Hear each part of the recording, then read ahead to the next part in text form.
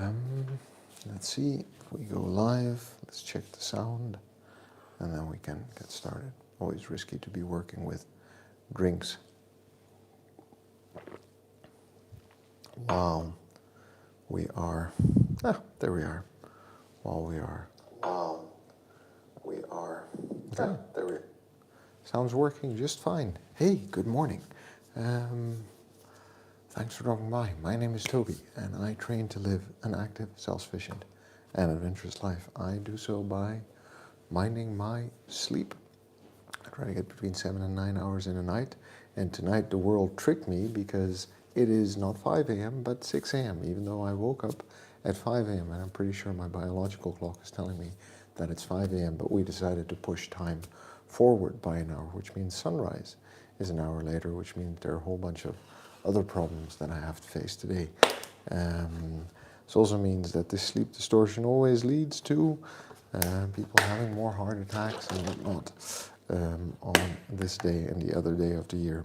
It's a bit ridiculous that we still do it, but hey, here we are. But I try to sleep between 7 and 9 hours in a night, which I believe I got, which is good. And I also do that by minding my diet. I try to eat within my energy balance, which is around 2,100 calories and 2,200 calories in a day. I try to eat a lot of vegetables and greens throughout the day to make sure that I'm getting my vitamins and minerals in. And I try to eat sufficient protein. And I picked up a book yesterday. I thought 120 to 150 was the appropriate amount, but now I'm going to reevaluate that, whether or not I should actually be bringing that down and whether less is sufficient for me to develop the strength and muscle volume that I want to. So we have some insights and challenges there, and we live and learn is all I can say about that. So I do that by minding my sleep, minding my eat, and I'd show up for strength training, conditioning training, and mobility training.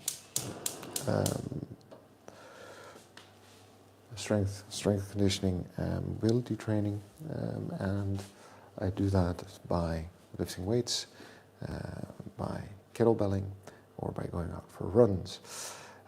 I also do mobility. I try to spend time with people I love and care about, do things that I enjoy, and generally try to live a stress-free life.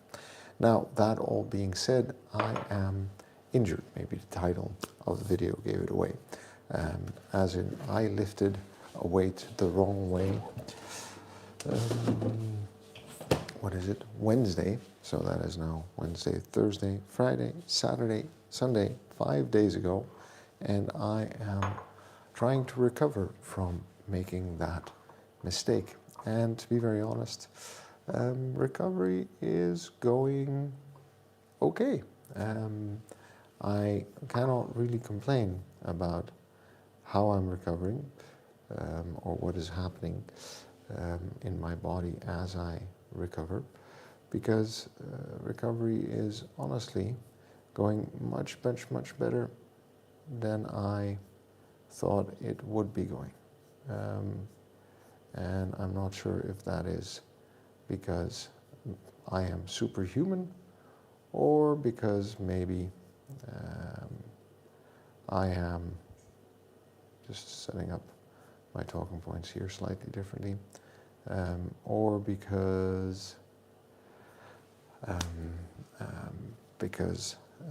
the injury was minor, which I do think it was, or whether I just got incredibly lucky in terms of how quickly my body is adapting and helping me get over this injury.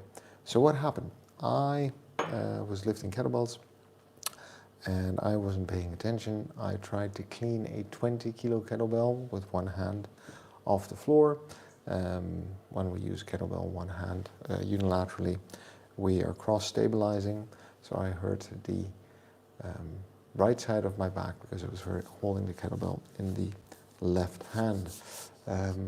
It was a stupid mistake, absolutely not even an amateur, but beginner, novice mistake. I didn't brace, I didn't lift from the legs, I pulled the weight up with my back, and I didn't focus properly on the movement first and foremost. I stopped training right after. Tucker Webb, thanks for dropping by, saying hi. I hope you're doing well where you are in the world, and I appreciate you dropping by and saying hello this morning. And I hope life is treating you well. I'm just going to talk about health and fitness this morning. Usually I do a workout or a little chat before a run, but the only thing that I'm doing right now is walking, and we'll talk about that in a moment as well.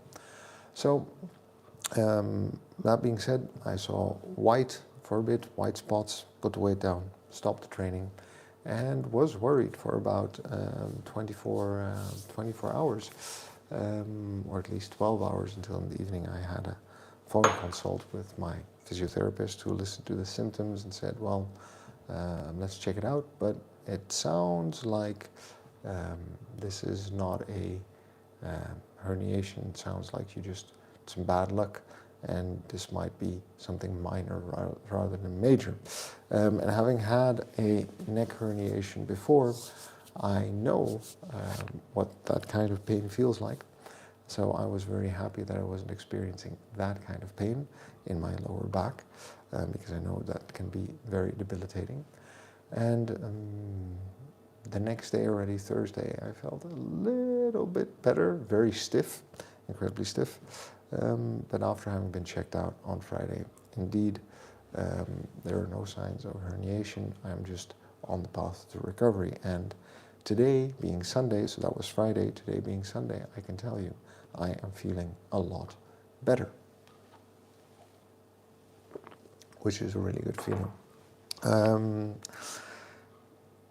I am not as stiff. I have a greater range of motion. I am moving without pain. I am able to get up and sit down. I'm able to reach down and put on my socks. I just did that this morning. So there are a whole bunch of things that I am able to do today, this morning, already much better than I was able to do, for example, yesterday. That is a good sign. That means that my recovery is progressing the way we would want it to progress. Because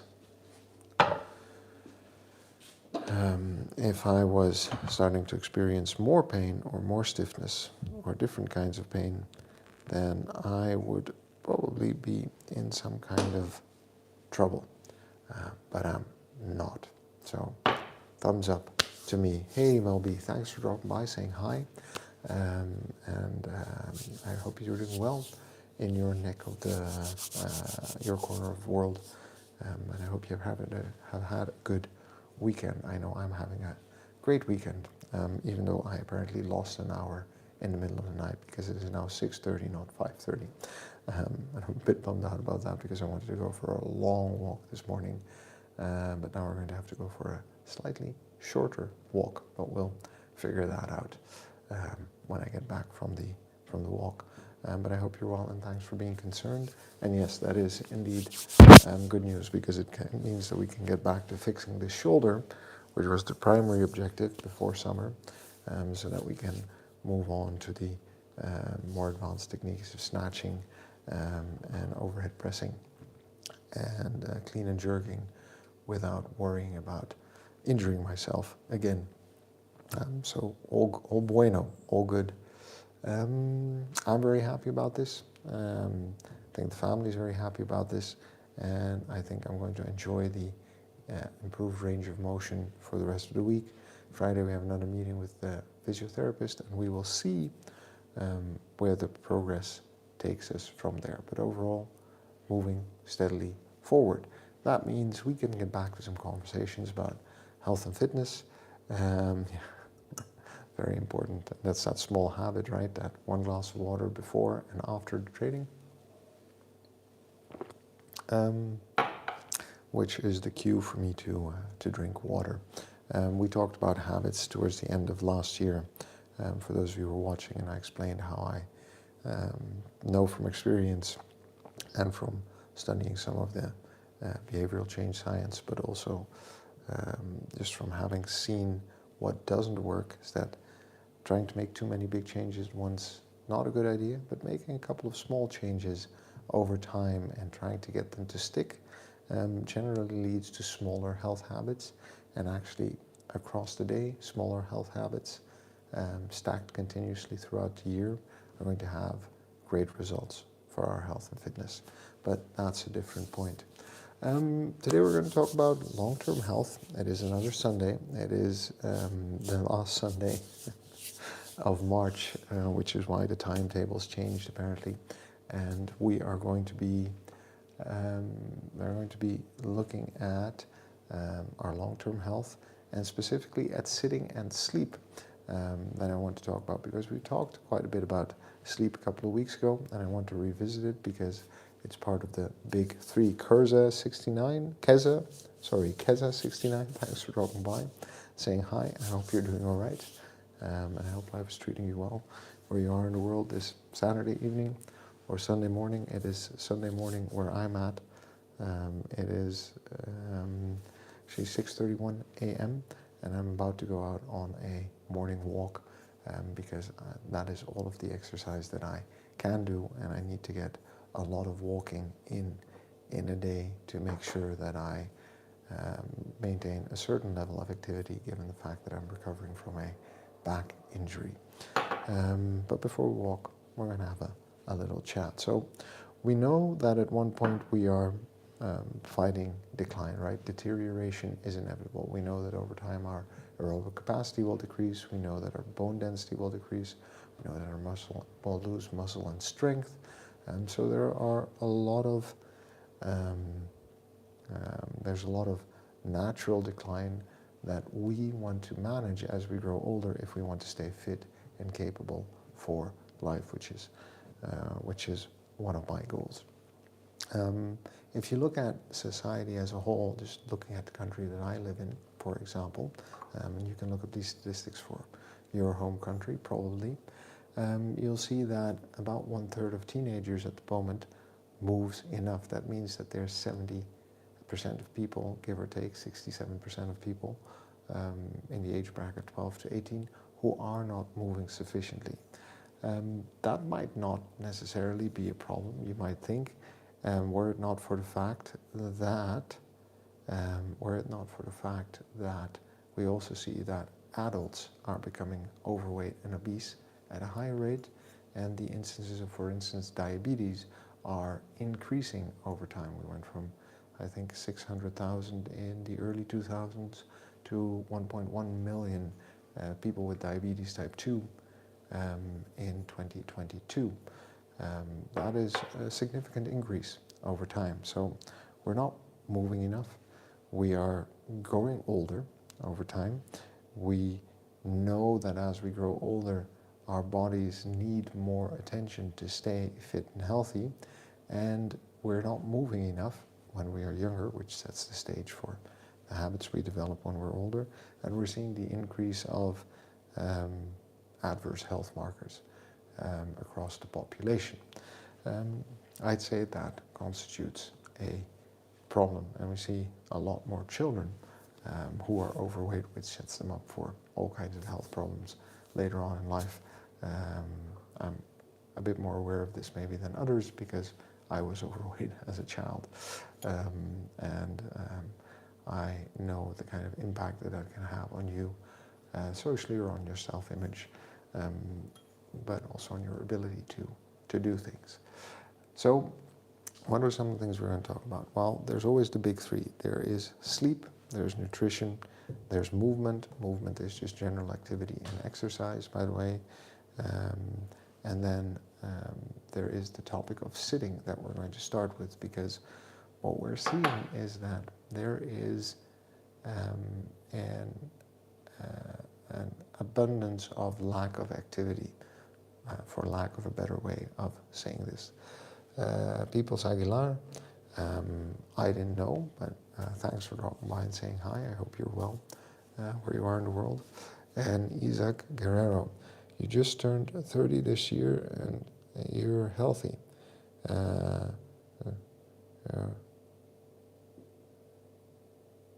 I've ever been lost 60 pounds. You mean you did lose 60 pounds once with paleo diet and intermittent fasting? Well, there you go. So you are currently healthy at 30. And the way I'm reading this message, but correct me if I'm wrong, is that there was a period of time where you actually needed to lose weight. Is that correct? Thanks for dropping by, Isaac, and sharing your story. I appreciate that. I hope you're doing well where you are in the world, and I hope life is treating you well this Saturday night or Sunday morning. And I have had a similar journey. I was 101 kilos at one point, brought it down to 78, so I lost 23 kilos, which is about 50 pounds, maybe 45 pounds. A couple of years back, and I've managed to keep most of that off. I'm currently 88 kilos, but I am not at all in the same size of shape that I was when I was 88 kilos and on my weight loss journey down. So I've exchanged a lot of lean mass for muscle mass over time and kept that on. Jason C. Rochon, have fun at the movies and thanks for dropping by and saying hi. Leah, I appreciate you dropping by and saying hi. Thanks for dropping by in the chat, and I hope you're doing well where you are in the world, and the same for you, Jason. I hope you're having a good Saturday evening or Sunday morning, and I appreciate you dropping by to say hello. So back to the topic of sitting specifically, because sitting is an independent risk factor for our health, right? If we sit more than 8 hours in a day, risk factor for our health for all-cause mortality. So the chances that we die if we sit a lot increase independent of other things that we're doing. If we sit more than 8 hours in a day, we increase this risk of between 10 and 27%. We increase the risk of cardiovascular disease, we increase the risks of cancer, we increase the risk of developing diabetes simply by virtue of not moving enough. And I think this is a challenge that we as a society face, because I don't think it is just the individual that's responsible for how much we move. If we look at how society is organized, if you want to move a lot, you need to have the opportunity to move. I live in a country where riding bikes is normally, it's relatively flat, and towns and cities are designed with pedestrians in mind. There's a lot of space to move either through the cities or through nature. If you look at the structure of our day, it has become normal to sleep, sit down to eat, sit down to commute, sit down to work, sit down to commute, sit down to entertain and distract ourselves, and sleep. These are all sedentary activities. We might have built in certain activities like going to the gym or sports, and there's some people who do sports more than others, but generally speaking, our life is designed around not being active, and not being active is one of the worst things that we can do for ourselves if we want to invest in our long-term health and fitness, if we want to be strong, recover from injuries, stay healthy, stay fit, and stay capable.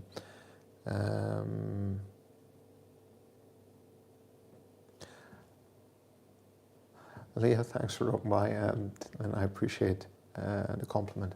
No, but a lot of people have said that they find the channel soothing, so I guess I'm winning on both fronts, and I appreciate you calling that out. Thanks a lot, and I appreciate the idea, but I'm very much focused on health and fitness and spreading that message, because I think that we have a lot of work to do.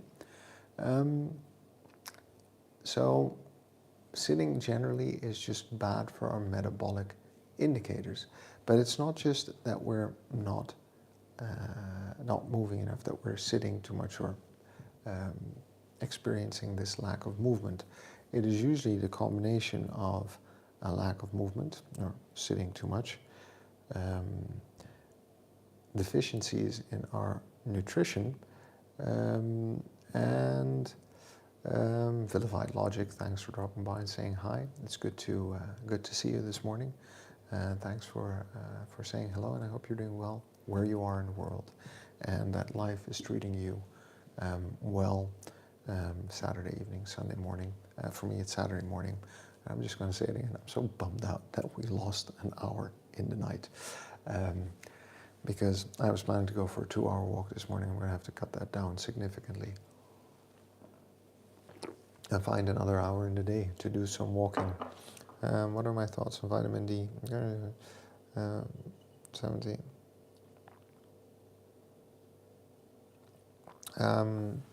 I don't know. Thanks for the question, Isaac. I'm not a medical professional. I think when it comes to vitamins and supplementation, there's a lot of talk, not a lot of science online. I think getting your vitamins and minerals screened by a certified health professional, i.e. doctor who knows what they're talking about, and then creating a plan that is personal and good for you is the best way to go there. I have no thoughts or feelings on vitamin D other than that I know that it is important for us to have sufficient vitamin D in our bodies to stay healthy, which is one of the other reasons I like to be outdoors and walking a lot regardless of the time of year. And I can imagine that there are certain groups of people in certain places in the world who would need to supplement more than others due to circumstances or genetics, if that makes sense. So we have our movement, we have our nutrition, and we have our sleep, right? Let's talk about sleep for a minute, because we know that we get stronger when we sleep. I think that's an important topic to keep in mind, is that sleep is anabolic, an anabolic state. We release growth hormone, we reset and cleanse our brain, our moods improve. Generally, we are more capable and keep our brain and body healthy when we sleep sufficiently and take sleep seriously. However, I think we're not always as aware of how important sleep is on longevity. So, for example, maintaining good regular sleep is actually associated with a 49-ish% reduced risk of all-cause mortality compared to very irregular sleep patterns. In other words, when it comes to sleep, we have a number of levers that we can pull, right? We have the quantity, the amount we sleep, the quality of our sleep, which is influenced by, for example, the temperature in the room, how dark it is in the room, how noisy it is in the room, whether we have a regular or irregular bedtime. And generally, even if we sleep shorter, so if we're on the lower end of that 7 to 9 hours, as long as we're sleeping at the same times every day, we are likely going to be healthier. So there's an interaction between how much we sleep and how regular we sleep that is beneficial for our health. It's also true that if you sleep better, you are more active, probably because you have more energy and everything is functioning better. Even if you fall slightly outside of the optimal sleep duration. So if you're sleeping well, you might mitigate that negative association of irregular or lack of sleep on your health.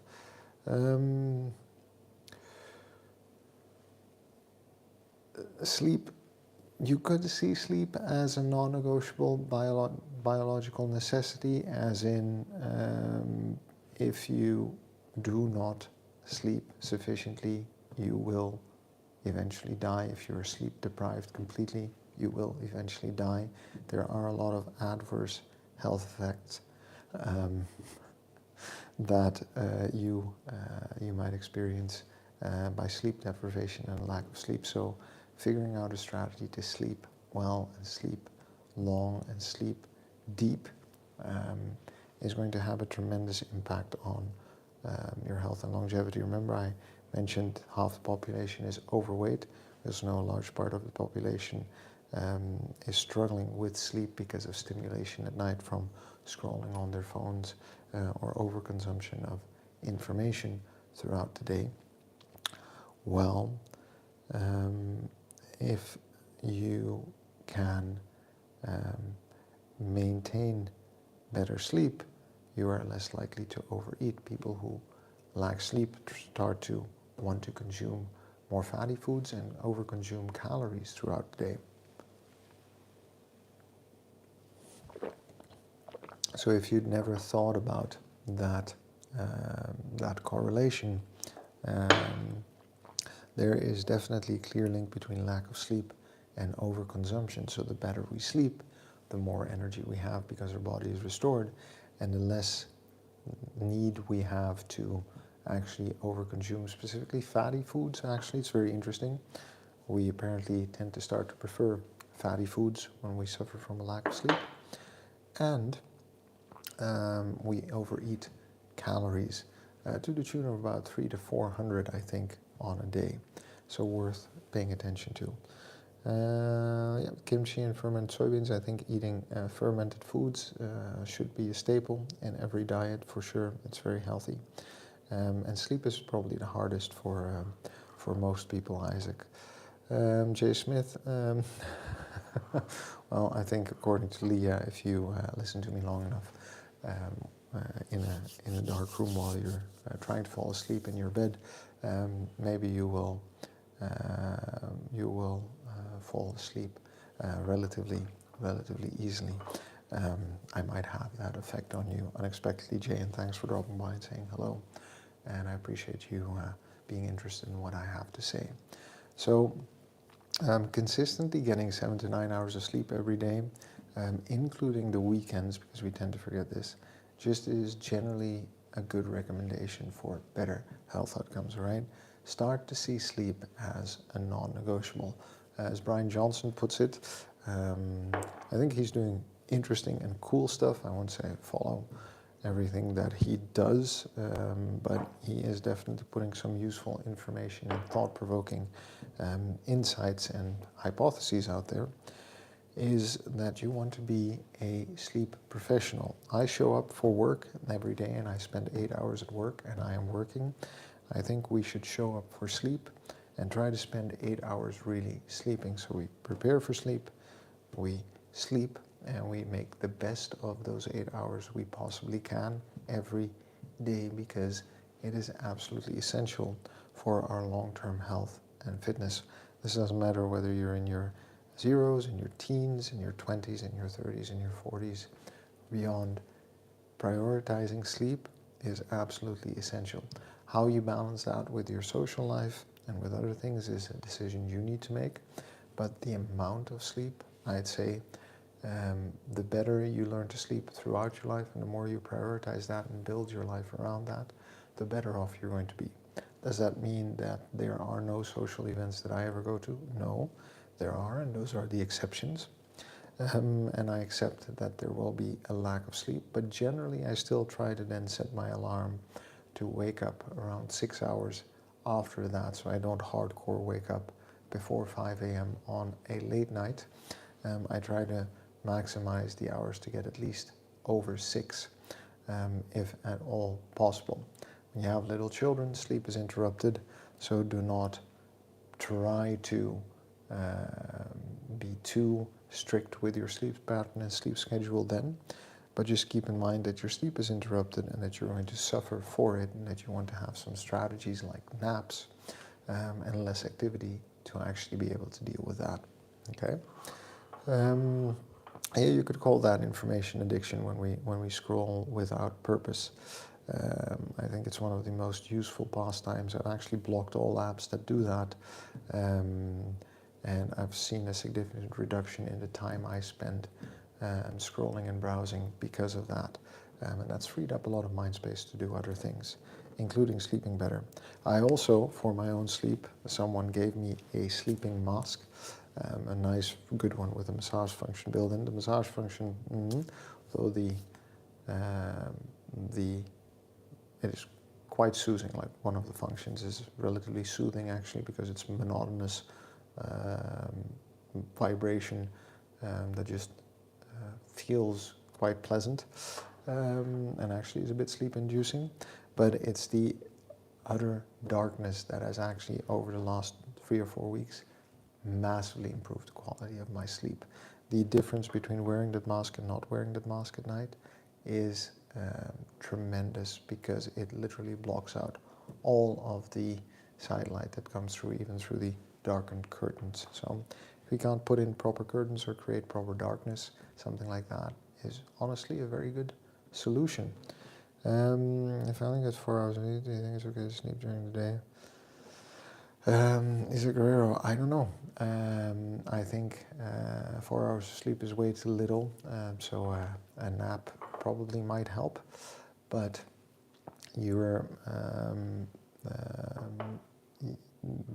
it doesn't repair the loss of sleep from the night before, right? It just might make you a bit less tired for the time after, a bit more alert for the time after, is my understanding of it.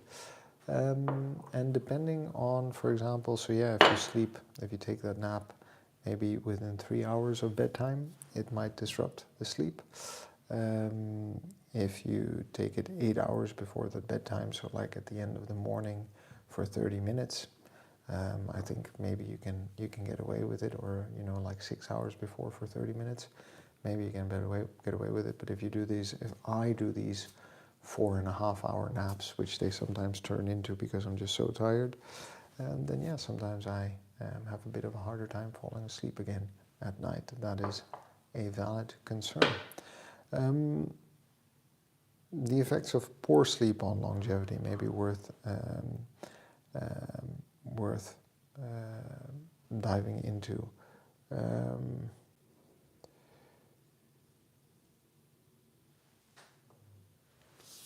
So losing, and this is why I don't like daylight savings time, losing just 1 hour of sleep, as we see during daylight saving time, is associated with 24% increase of risk of a heart attack the next day. Chronic sleep deprivation throughout the week, followed by longer sleep on the weekends, for example. So maybe we're trying to catch up on our sleep on the weekends, to your point about interrupted sleep, Isaac. It's actually associated with less healthy life and increased risks of diabetes, obesity, poor cardiovascular health. Even though the extra sleep on the weekend might reduce that risk slightly, you're still putting yourself at a greater risk, right? We know this from studies of people who work nighttime shifts or shift works, that generally they are just more susceptible to disease, and maybe even nighttime shift work is being classified as a probable carcinogen. Meaning that it is just generally not the best, not in our best interest when it comes to health and fitness.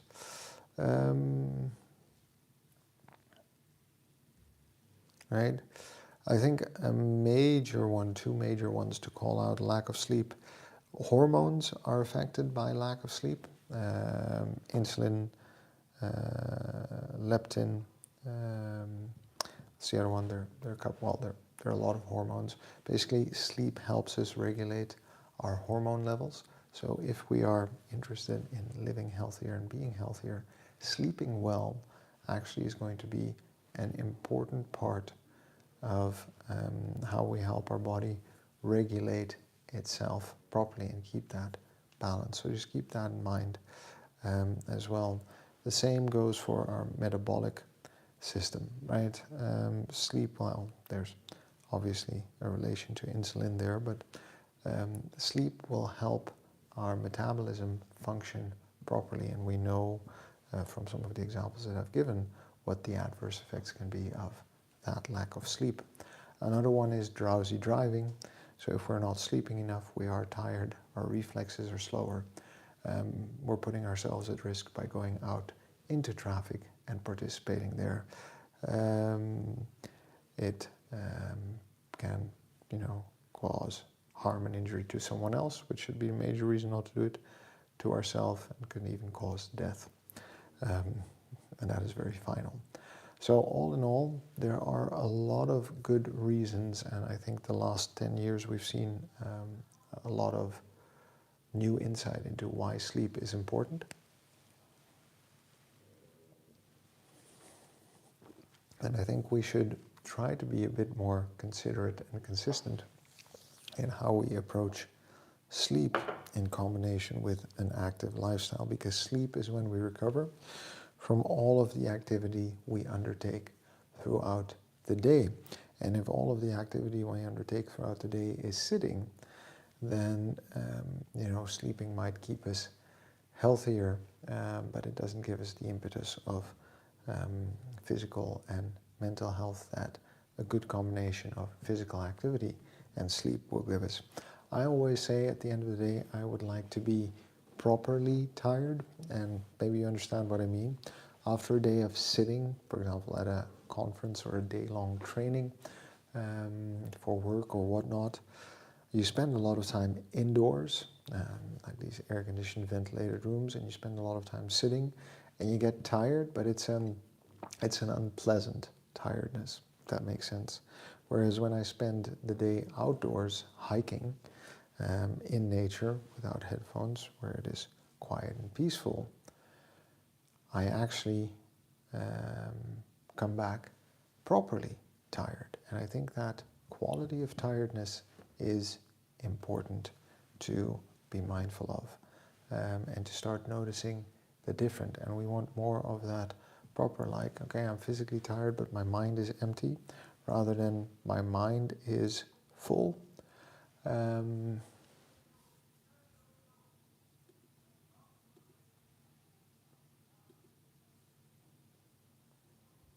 My mind is full, and I haven't been physically active, but I've been overnourished, and I'm just like tired from the day and the information overload. I think the kind of tiredness, the weariness that comes from an active day is definitely going to help put us to sleep better. It's all connected. There's also a relationship with what we eat, but we'll explore that in another stream. In any case, for those of you who are watching, my name is Toby. I'm 41 years old, and I train to live an active, self-sufficient and adventurous life. Right now I'm recovering from a back injury. Recovery is going very speedily, but generally what I do is I try to mind my health and fitness by minding my sleep, try to get between 7 and 9 hours in the night, minding what I eat. I try to eat within my energy balance. I try to eat a lot of greens and vegetables, and I try to eat sufficient protein, which I at the moment think is 120 to 150 grams of protein. But I'm going to revisit that amount because maybe it needs to come down a little bit. I'm now not sure, as we'll see. And I do strength training, strength conditioning training, mobility training from my home.